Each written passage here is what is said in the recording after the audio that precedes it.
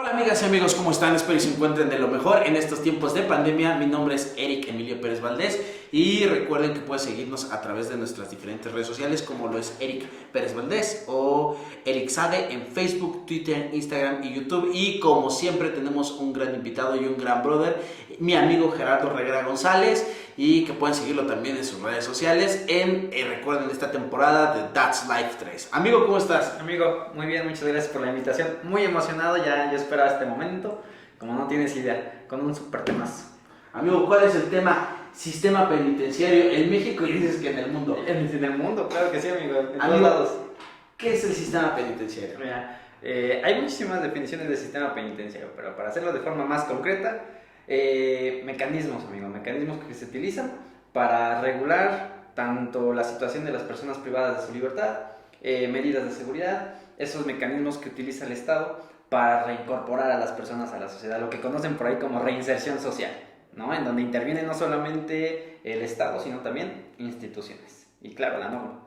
Bien, entonces, amigo, entonces tenemos que tener, en fin, y la idea que pues, la reinserción social es pieza fundamental del sistema penitenciario, ¿no? Porque si nos basamos en un sistema just positivista, se tiene la idea de que norma, castigo, no, pero es el fin, la reinserción social. Amigo, ¿dónde encontramos reglamentada? Bueno, ya sabemos, de forma general, ¿no? Porque yo creo que este tema nos da para mucho, pero de forma general, ¿dónde encontramos el sistema penitenciario, la reglamentación, sus bases, cómo surge? Porque hay una ley nacional que surge a través de esta reforma, que trae todas estas reformas del Código Nacional, que trae la Ley Nacional de Ejecución. ¿Dónde encontramos esta reglamentación, amigo? Dices algo bien importante. El objetivo principal del sistema penitenciario, yo creo que no nada más el mexicano, ¿no? Sino, como decíamos al principio, en el mundo, es la reinserción social. Pero antes de contestarte esa pregunta, yo creo que me tendría que remontar un poquito atrás, porque antes de hablar de reinserción social hablábamos de regeneración. Después se cambió a readaptación. Hoy en día hablamos de reinserción. Se hablaba de regeneración por ahí de 1917, con la Constitución. Se consideraba que las personas eran degenerados al cometer conductas antisociales, ¿no? Evoluciona por ahí en 1964, se transforma el sistema penitenciario nuevamente y se dice que hay que readaptar a las personas. De ahí la cuestión de readaptación, o sea, eran inadaptados, personas que no podían formar parte del núcleo social precisamente, iban en contra de las reglas, de ahí la cuestión antisocial, inclusive una cuestión de criminología que podríamos mencionar también más adelante. Y es hasta 2008, como bien mencionas tú, con la reforma al sistema penal, en donde a través del estudio, a través de establecer la dignidad humana, la cuestión de los derechos humanos, donde se dice es que no le puedes decir a una persona que es un inadaptado, ¿no? Más bien hay que referir que hay que reinsertarlo, ¿no? Se decía que el fin del tratamiento de la persona era transformarlo. O sea, a la persona no la tienes que transformar, a la persona la tienes que ver como un sujeto que tiene un derecho. ¿Cuál es su derecho? Pues el derecho a reinsertarse a esa sociedad. Por eso se transforma, por eso cambia. Y de ahí es que se le llama reinserción social a través de esa reforma del año de 2008, ¿no? Y nace la Ley Nacional de Ejecución Penal, ¿no?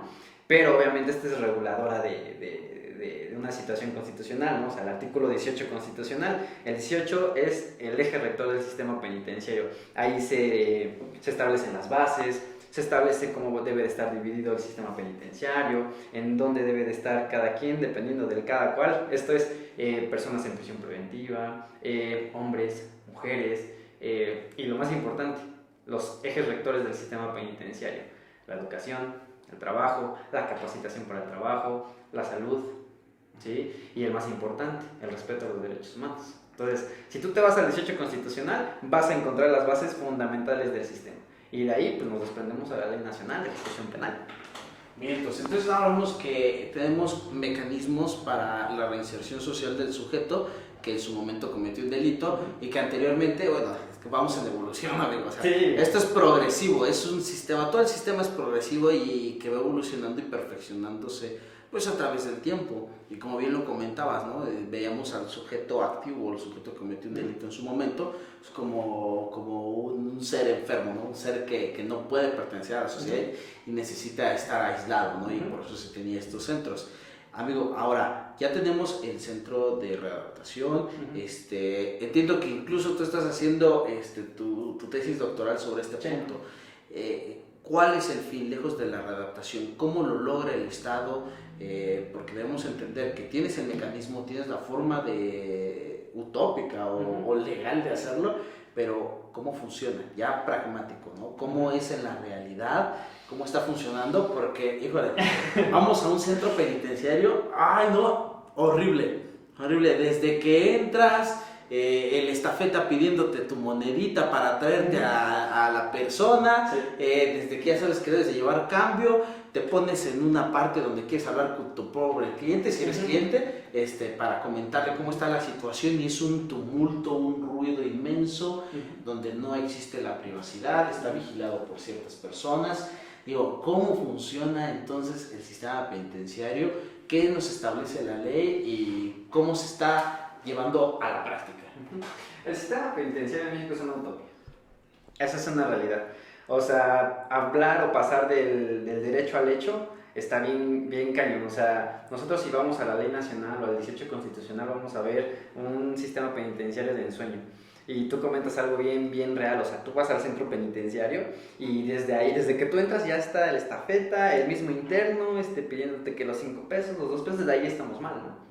Porque inclusive, o sea, aparte del sistema... Déjame interrumpirte. A mí me tocó uno, híjole, curioso. Fui a un centro de inserción social y el estafeta le pido, ¿no? Digo, infinidad de historias, yo creo que tendrán más compañeros. Voy y dice, ¿a quién te traigo? Y ya le doy su monedita, ¿no? Dice, sí, te lo traigo, espérame. Y saca un cúter de su manga y lo acomoda y dice, voy por él rápido, y lo guarda como por inercia. Y yo entre mí, no, pues, qué bonito es México y su folclore en ciertas ocasiones, ¿no, amigo? Va esto a la práctica. No, sí, definitivamente, y se me vino ahorita, digo, porque también como acotamiento te voy a decir una cosa, el sistema penitenciario, a pesar de que tenemos una ley nacional y que tenemos la regulación en el 18 constitucional con base en el 1, los derechos humanos y tratados internacionales y demás, no ha cambiado nada, ¿eh? Yo les sugiero a aquellos que les guste este tema del sistema penitenciario, la penología y el derecho penitenciario, la película de La Pama, ¿sí? Es una película bien interesante sobre el sistema penitenciario mexicano. Exactamente, en Lecumberri. Y vean esa película, no ha cambiado en nada el sistema penitenciario mexicano. Leemos en nada. Hace rato platicábamos sobre José Revueltas y cómo José Revueltas entró a la cárcel y describe la cárcel, ¿no? La cárcel como vulgarmente. Y dice, o sea, estoy entre delincuentes, yo soy un maestro, él entró por otras circunstancias. Pero la descripción que hace José Revueltas en los años 80, como dices, es exactamente hoy. Es exactamente hoy. ¿Y qué está sucediendo? ¿Cuál es la falla del sistema? ¿El sistema regulador, es decir, las normas, las leyes, o ya la forma práctica por unas instituciones que están acostumbrados a esta forma vieja de seguir operando, ¿no? Por la falta de estructura y economía, ¿no? Yo aquí me atrevo a decir que el sistema está bien, el problema son los operadores, ¿no? Y perdón, no quiero herir susceptibilidades, pero está la corrupción a todo lo que da. Parte de lo que influye muchísimo en el cómo el sistema se desarrolla de buena o de mala manera. Y hay algo bien importante, un factor que nadie contempla dentro del sistema penitenciario y que es un cero a la izquierda, el custodio. El custodio es parte fundamental del tratamiento penitenciario porque es la persona que está 24/7 con el interno. Tú vas, y insisto, espero no herir susceptibilidades, pero tú vas y ves un custodio y cómo lo ves, ¿no? No impacta, no inspira, no se le ve preparación. Si tú te vas al 18 constitucional, y bueno, con lo que dice también el 21, porque es parte de, y te vas, y este es mi estandarte del sistema penitenciario, si tú te vas a reglas Mandela, que son las reglas mínimas para el tratamiento de las personas privadas de su libertad, te va a decir cómo debe de ser un custodio y por qué debe de ser así. Te da parámetros, debe de ser visto como funcionario público, debe de ser una persona que con conocimientos de derecho penal, victimología, derechos humanos, o sea, una persona preparada. ¿Por qué? Porque está 24/7. ¿Qué ves? ¿El mismo custodio extorsiona o tortura? O al revés, ¿el custodio es torturado o es extorsionado? Y ahí empieza el problema penitenciario. Y tienen control muy corrupto, o sea, la Sí. impunidad dentro, digo, ¿cuántas personas, es más, cuántos adentro no tienen medios de comunicación para extorsionar desde Sí. dentro de la cárcel, ¿no?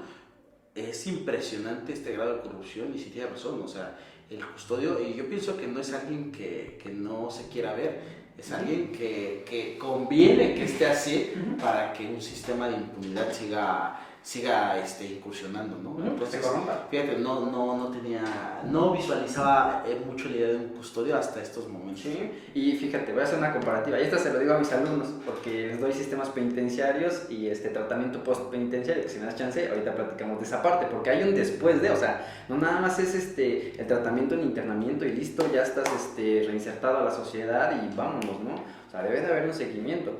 De hecho, yo tengo una batalla con relación a los antecedentes penales, pero bueno, también ahorita en un momento lo menciono.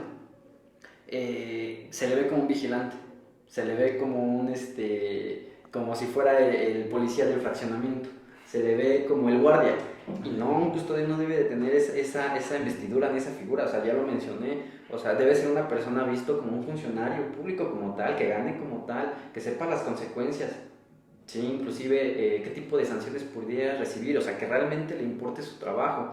Pero ¿qué pasaba? ¿No tienes trabajo? No, no te preocupes, te puedes ir de custodio. ¿Qué necesito? ¿Tienes secundaria? ¿Tienes primaria? Sí, con eso, el trabajo es fácil, ¿no? Pero ¿qué pasa? No hay una cultura. O sea, es privación de la libertad, listo, con eso basta, ya con eso no hay reincidencia, ya con eso los índices de criminalidad bajan y todo lo contrario. O sea, ¿cuál es el propósito de la reforma también en el sistema penal, no? O sea, se trata de despresurizar también, y no solamente el sistema dentro de las procuradurías, sino también hablando del sistema penitenciario. O sea, tenemos una sobrepoblación de internos en todos los centros penitenciarios. En Hidalgo, digo, a propósito que estamos aquí, tenemos 15 centros, ¿no? De esos 15, 3 son distritales, ¿no? Y de esos 15, absolutamente todos están sobrepoblados, Sí. con más del 7-15%. Digo, y estadísticas del Sistema Nacional Penitenciario, o sea, no lo digo yo, lo dice el sistema de estadísticas. Y es una realidad, y tú has ido, amigo, yo he ido, y tú ves gente por todos lados, y tú ves No, tú vas caminando entre custodios y dices, sí, y dices, no, por favor, ¿no? Es algo, me va a decir, guárdame este filo aquí adentro, ¿no? Y es preocupante porque no está funcionando, o sea, no está funcionando, y yo creo que un tema que, fíjate, ha sido rezagado, o sea, ha sido rezagado por la política criminal, porque ya se tiene la idea, y están privados, ¿no? ¿Qué más puede pasar? Pues que hay un sistema de impunidad adentro, ¿no?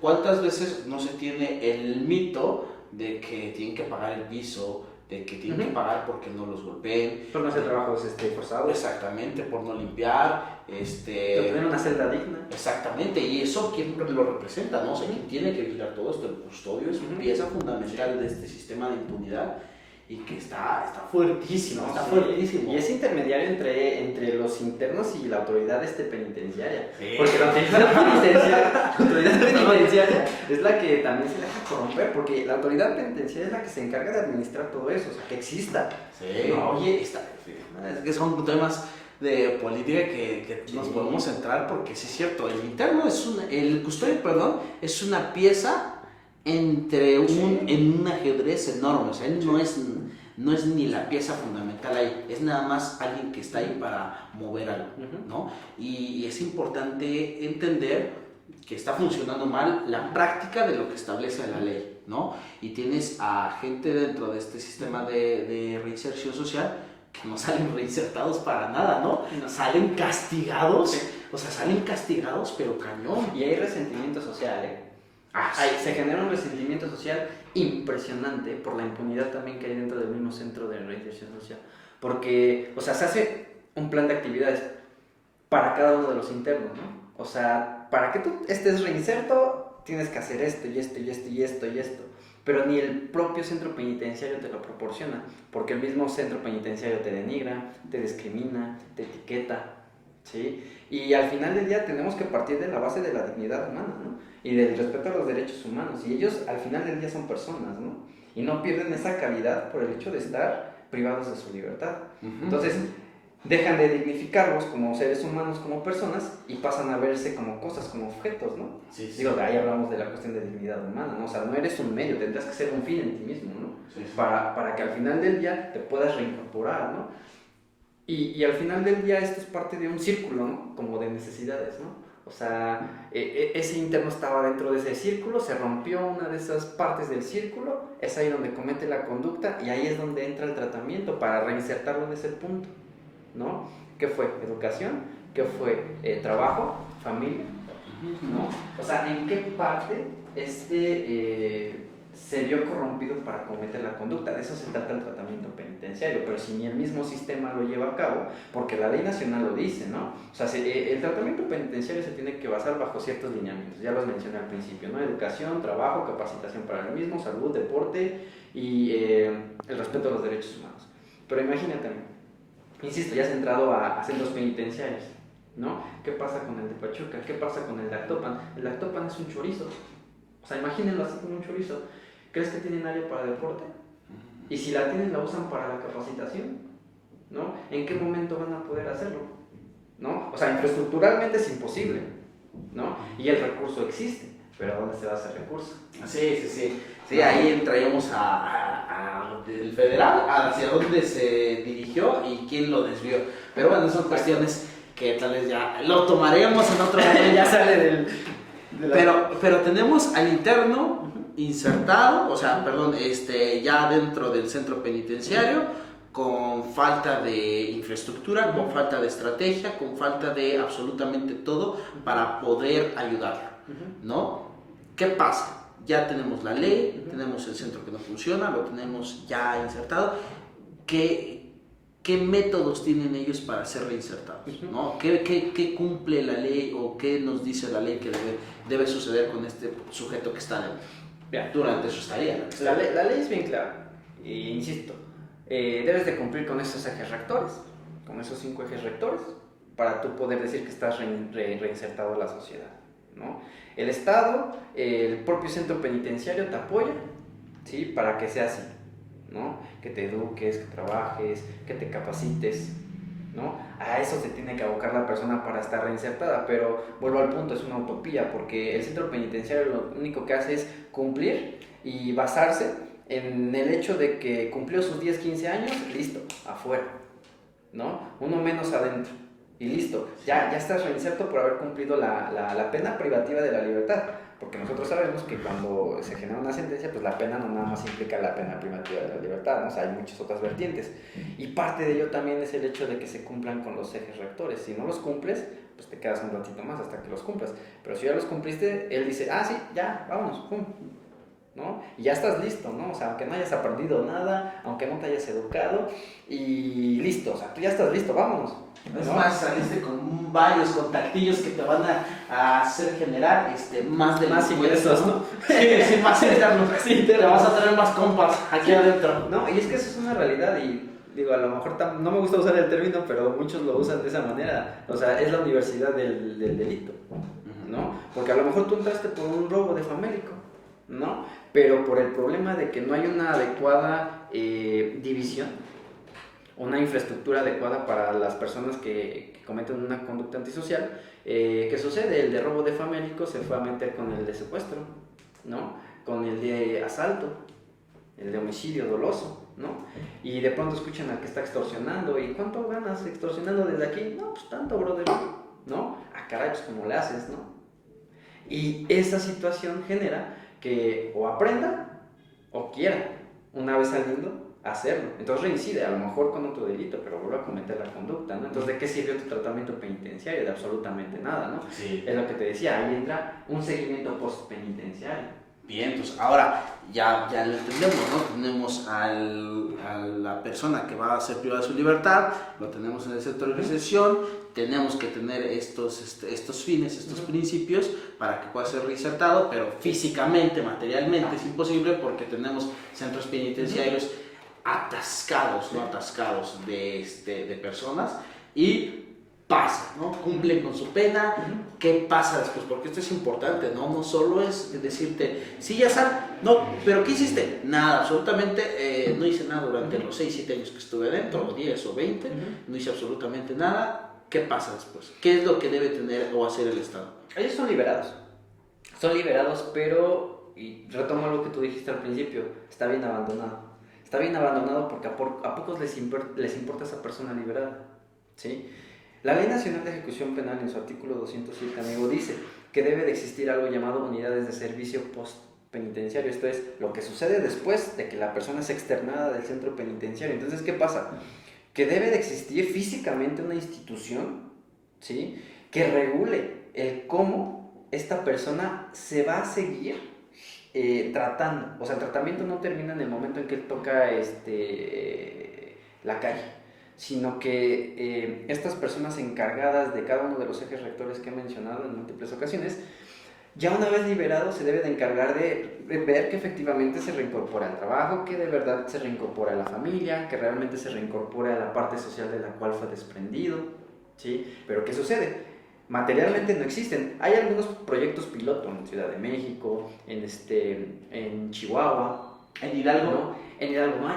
Nada. Totalmente olvidado. No, está olvidado. Y fíjate que hay una de las cosas bien interesantes, porque existen organizaciones. Basta, Hidalgo. Saludos, mi querido Hidalgo. Pero hay asociaciones. Me dueles. Me dueles un poco. Como Reinserta. Reinserta es una asociación que se preocupa de esto. Inclusive la Ley Nacional de Ejecución Penal regula y permite que las asociaciones, o sea, entes exteriores al Estado se preocupen de eso. Y Reinserta lo hace mejor que el propio... La misma institución. La misma institución. Que está generando, ¿no? Sí, y está en el olvido. O sea, las instituciones se debieron haber creado 2 años después de la entrada en vigor de la Ley Nacional de Ejecución Penal. Esto es 2016. El artículo 207 entró en vigor 2 años después. Sí, pero es que es lo mismo que sucede con la reforma penal. Y sale, ahí les va la ley. ¿Cómo Sí. vamos a funcionar? No sé, ¿no? Salas de oralidad de la fregada, todo mal. Es importante esto porque, imagínate, platicábamos sobre cómo cuando sales te genera, por ejemplo, ya sales y del centro de reinserción y sales estigmatizado, ¿eh? Sí. O sea, Yo me peleo mucho con eso. sí, sales estigmatizado cañón porque tú eres el que estuviste en la cárcel, ¿no? Cometiste o no lo cometiste, no importa, tú saliste de la cárcel. ¿Quieres un trabajo? Antecedentes penales. Así es. Híjole. Ahí va con lo que me peleo, amigo. ¿No? Y fíjate que yo platicaba hace poco, motivo de amparo, el derecho al olvido. Yo pienso que debe ya generarse un buen amparito, y ya lo vamos a generar, con derecho al olvido para cuando salgas del centro, pues no te estigmaticen más, como el derecho a los menores de edad, cuando salen, que ellos sí tienen el derecho al olvido y no generan antecedentes penales. Acá con el adulto debe ser lo mismo, porque salen estigmatizados, salen golpeados por la sociedad, salen sin familia, sin trabajo y sin dinero. O sea, ¿qué pasa? ¿Qué pasa? Sí, no. Y es bien fuerte porque, mencionaste 2 tópicos bien importantes, antecedentes penales y qué pasa con estas personas, ¿no? O sea, salen y definitivamente son estigmatizados, discriminados y etiquetados, ¿no? O sea, puedes decir que obviamente hay violación a derechos humanos. Y yo me peleo con los antecedentes penales, ¿por qué? Tú eres la institución, ¿no? Tú sabes y conoces el sistema. Tú mismo diseñaste el tratamiento penitenciario para que yo me reincorpore, me reinserte a la sociedad, ¿cierto? Tendrías que creer en tu sistema, ¿cierto? Y si es así, ¿por qué me das antecedentes penales una vez que salí? Entonces no crees en tu sistema, ¿cierto? Porque si fuera así no tendría por qué salir estigmatizado, etiquetado, y no tendría por qué existir un entorno, por ejemplo, laboral, donde me pidan un antecedente penal. Y donde ese mismo sistema te está generando que te vayas, ¿no? Sí. Porque es como decir, sí estuviste y saliste y te reinsertaste, pero no me interesa. Porque, ¿qué crees? Te va a pedir tu carta de antecedentes penales. Exacto. Y vámonos para afuera, ¿no? Con eso ya sabes que no vas a obtener el trabajo, sabes que no se va a reinsertar y sabes que este sujeto va a ser golpeado por una sociedad. Y vuelve la teoría que yo te decía, porque es una teoría. O sea, vuelve el círculo, ok, ya se supone que ya reincorporaste, ya está en el centro otra vez, el problema va a ser otra vez el trabajo, se va a romper de nuevo, porque nadie lo va a contratar. Sí, si ese círculo laboral fue el que lo llevó ahí, ahora, les digo, ahora más golpeado, pues va a ser el doble. Va a suceder lo mismo, exactamente, va a suceder exactamente lo mismo. Por eso tenemos problema en México. Hay un problema, cultura de aceptación. Porque no nada más es cuestión del sistema penitenciario y del Estado, o sea, es la sociedad también, que no tiene una cultura de aceptación. Yo te puedo hacer una comparativa. Noruega, tú ya anduviste por Europa y demás. El sistema penitenciario en Noruega también depende muchísimo de las cuestiones sociales, de la economía, de la estructura, de muchísimas cuestiones que ni te imaginas allá. Aquí teníamos una colonia penal, Islas Marias, que dice que funciona mucho tiempo. En Noruega basan su sistema penitenciario en colonias penales, ellos viven como en una granja. O sea, imagínate, están en libertad, visten normal, tienen videojuegos, tienen bibliotecas, para 50 internos hay 5 custodios. O sea, imagínate, viven de lujo, pero a ellos les enseñaron algo, la importancia de la libertad, ¿no? Y a ellos les duele, o sea, viven increíble, ¿eh?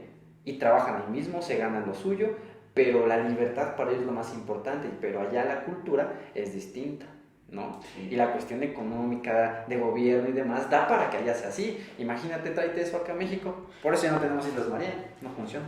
No, y es que en México tenemos una costumbre castigadora.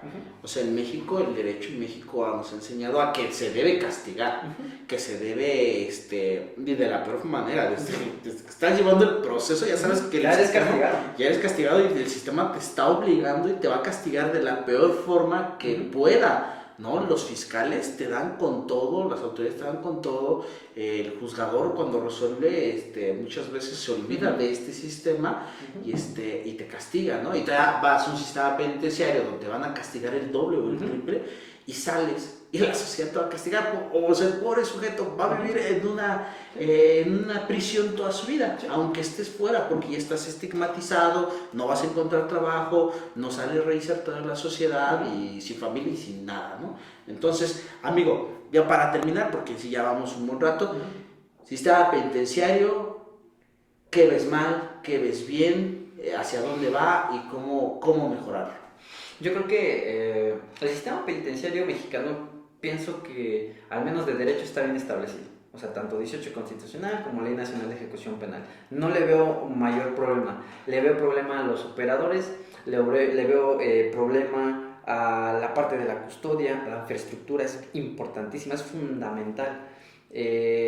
Cárceles como lo que era Topo Chico, en donde el crimen organizado controlaba, en donde no había espacio para nadie, es un ejemplo, ¿no? El sistema penitenciario mexicano tiene muchísimo todavía que evolucionar, va a tardar todavía muchísimo. Si el sistema penal actual que tenemos ha tardado en evolucionar, el sistema penitenciario lo va a hacer aún más, porque está muy abandonado. Hay pocas personas que les preocupa esa parte porque consideran que la cuestión en materia penal se termina una vez que se sentencian en juicio oral y listo.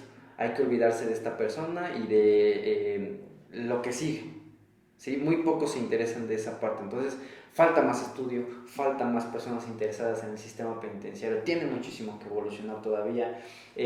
Falta difusión, porque muy pocas veces escuchas en televisión, en radio, en cursos diplomados o conferencias hablar de la parte de la ejecución penal del sistema penitenciario. Son pocas personas que tratan del tema. Entonces se trata de abarcar también esa parte para que realmente se despegue con esa parte del sistema penal, que pues, de ahí se deriva, ¿no? Tú bien lo mencionaste, Ley Nacional del Sistema Integral de Justicia para Adolescentes, Ley Nacional de Ejecución Penal, Ley de Mecanismos Alternos de Solución de controversias en materia penal, ¿no? Entonces, se han abocado más a esas materias que a la de ejecución penal. Entonces, en el momento en que el Estado realmente ponga un foco al sistema penitenciario y se dé cuenta aún más de los índices de criminalidad y que estos siguen de igual manera a pesar del sistema que existe, en ese momento va a empezar a despegar un poco más, ¿no? Entonces, esperemos que nos toque. Que nos toque. Esperemos que nos toque, porque para cómo vamos, no creo que nos toque, ¿sí, no? Sí, no, está cañón. Sí, pero entonces, amigo, me da mucho gusto haber platicado sobre este tema, que es novedoso, créeme que para mí, a mí me pareció fascinante, no tenía tanta noción sobre cómo funciona el sistema penitenciario y me deja, me vuela a la mente el pensar que sí está abandonado y que estamos abandonando a las personas que están siendo recluidas, y que el fin que debe tener un Estado para reinsertarlos y buscar un bien común para todos no se está cumpliendo, ¿no? Que esa es la moraleja que nos está dejando esto ya llevado a la práctica. Sí. Amigo, ¿dónde te podemos encontrar? Bueno, a mí me pueden encontrar en Facebook como Gerardo Reguera o en Instagram como Gerardo Reguera 12. Bien, entonces, bueno, amigas y amigos, recuerden seguirnos a través de nuestras redes sociales, Facebook, Twitter, Instagram, en Eric Pérez Valdés o Eric Sade, y estaremos subiendo entrevistas con grandes invitados, grandes amigos, hablando de diferentes temas en That's Life. Recuerden, y los lunes estamos subiendo videos sobre libros. Bueno, amigas y amigos, cuídense mucho en estos tiempos de pandemia. Bye.